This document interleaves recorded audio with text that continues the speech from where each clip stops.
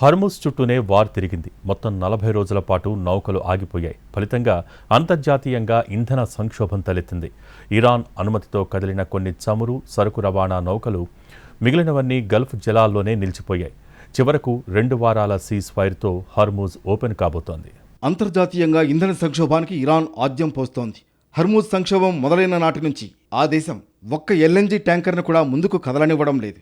లేటెస్ట్గా ఖతార్ నుంచి వచ్చిన 2 భారీ ట్యాంకర్లకు కూడా ఇరాన్ క్లియరెన్స్ ఇవ్వకపోవడంతో అవి వెనుదిరగాల్సి వచ్చింది. ప్రపంచ చమురు, గ్యాస్ రవాణాలో అత్యంత కీలకమైన ఈ మార్గంలో ఇరాన్ విధిస్తున్న ఆంక్షలు అమెరికాను మరింత ఇరకాటంలోకి నెట్టేశాయి. 40 రోజులుగా హర్ముజ్ జలసంధిలో నౌకల రాకపోకలకు తీవ్ర అంతరాయం కలుగుతోంది.